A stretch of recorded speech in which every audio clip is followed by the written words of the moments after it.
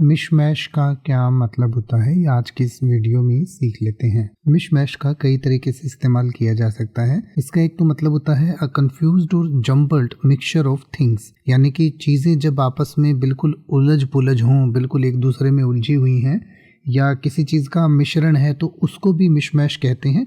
कई बार कोई ऐसी कंडीशन है, कोई ऐसी सिचुएशन है जिसमें आपको समझ ना आए कि बहुत सारी चीज़ें आपस में उलझ जाती हैं तो उसको भी मिशमैश कहते हैं।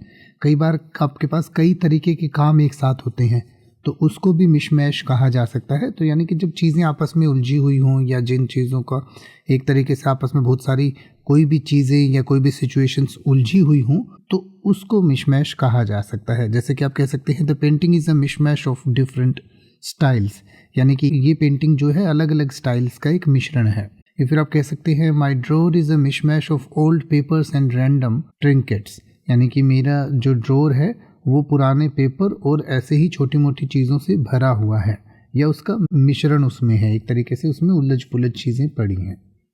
अब आप किसी भी वर्ड का मतलब हिंदी और इंग्लिश में YouTube पर सर्च कर सकते हैं। आपको मेरी वीडियो मिल जाएगी जिसमें आप बिना किसी फालतू बकवास के सीधा उस वर्ड का मतलब समझ पाएंगे। तो ऐसी ही वीडियोस को देखते रहने के लिए चैनल को सब्सक्राइब करें और बेल आइकन को प्रेस करें।